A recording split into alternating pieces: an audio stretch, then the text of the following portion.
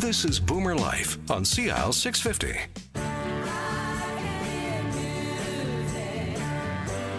Boomer Life on CL 650. George Gordon in studio with Dr. Ted Venema, audiologist with NexGen Hearing. We've got some exciting news about what's happening with the company coming up a little bit later. Right now, Dr. Ted, we've been delving into what researchers are trying to find out about a possible link between a loss of hearing and possible dementia. Not cause, but there is a link, and there have been at least a couple of studies. Oh, yeah. Yep. Tell us about those. Well, they started popping up around 2011, 2012, 13. You started seeing these articles floating around, and you know how you get some of these health journals that are meant for the lay public to read.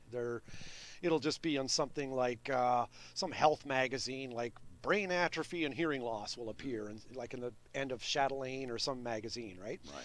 And when you see these articles out, they're meant for the public to read and digest and understand, but the articles always come from a more scientific background. Like what these articles are doing is paraphrasing or explaining these really detailed research articles. And anyone who's tried to sit there and read one of these research articles, oh my stars, that'll blow your mind. They start out with an abstract, and then an introduction that lays out the purpose of the article, and then your methods, and they'll talk about how many subjects they used and what statistic they're going to use to prove a significant difference or whatever, and then they go into their actual results, and they show the statistical significance with all these formulas and numbers, and P is less than 0.05, and the ANOVA pointed this out, and the t-test said this and that, and then conclusions. And of course, that's the readable part again. Right.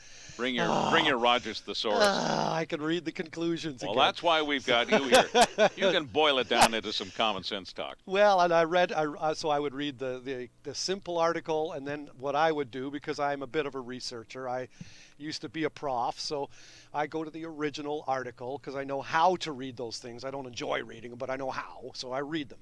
And then I made my own summaries of things that I found. And you have to walk a thin line here, but they are showing, and they're finding more and more an association between hearing loss in the elderly, and especially if it's untreated. And the more recent study that I'll point out toward the end of our show today has actually shown that hearing aid usage has slowed down the rate of cognitive decline. And that's really an important study. That one just came out last year in 2015.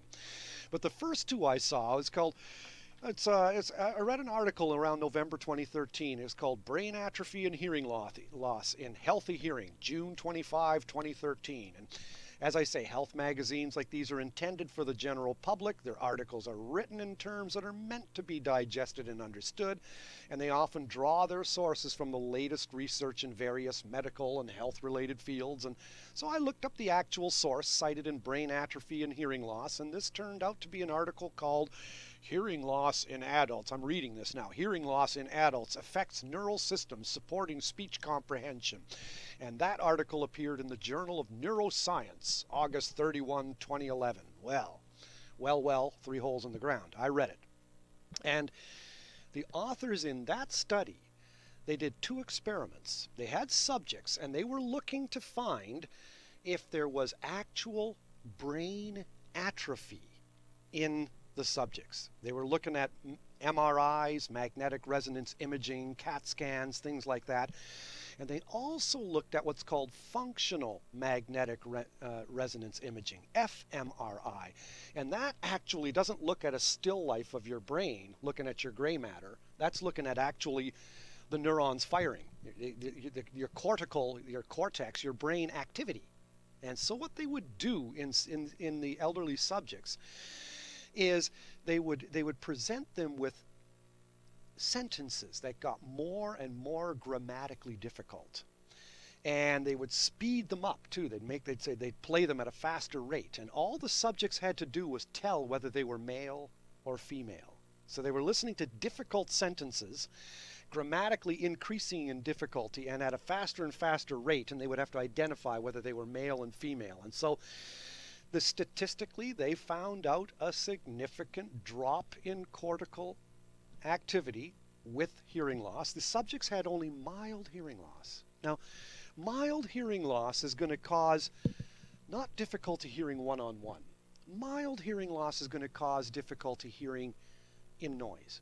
It's kind of a chain is as strong as its weakest link. So if you're a meter away from me, no problem. But if I've got mild hearing loss and I'm standing on the street corner and you're talking and you're not looking at me, I'm going to have a hard time picking up what you're saying. Okay? All right. So with that degree of hearing loss, these subjects were shown to have less brain mass in some speech areas of the brain. And they were also shown to have slowed down cortical activity, brain cortex activity, and with these when they're trying to do this task. Now, they point at the authors then say, yep, there's a statistical connection between hearing loss and cognitive decline. And then they give a reason. They're saying, well, peripheral, that means your ears, just your right and left ears. The hearing loss may cause an increased effort to follow what's being said. And that increased effort is going to rob you from concentrating on higher cognitive activities. So because you're laying more effort on picking up what's being said, you're robbing Peter to pay Paul. So you can't quite keep up. And so they've said, you know what? There is an association. And they're statistic, and I'm going to say this now too. There's two branches of statistics. One branch shows whether there's a relationship or a connection. Okay. The other branch shows cause and effect. Remember with cigarettes, they used to say cigarettes are associated with lung cancer. Right. Now they've proven that cigarettes cause lung cancer. And again, I'm going to say it's not right to say that hearing loss causes dementia. I mean, that doesn't, otherwise, as I say, young people with hearing loss would be walking around being demented, which is totally unfair and insane to think. Right. So, but there is an association, and that association has been shown quite often, and it's quite commonsensical. Isolation. Isolation caused by hearing loss. Decreased social activity. Decreased interaction among people. If you're not pinging and ponging with your brain and moving and dancing with the game of life, yeah, you are going to atrophy. Makes perfect sense. Works with muscles. Yeah. If you're sitting in a chair doing nothing, you're not going to be able to take part in physical activities. Something as simple as walking being part of the everyday. That's right. That's right. And if you're feeling that stress of trying to keep up in a conversation and you can't, you tire out and you give up. Yep, and you give up. And that's what happens to Mrs. Jones with hearing loss. Or Mr. Smith, he backs off and says, you know what, you guys go on out and have a good time.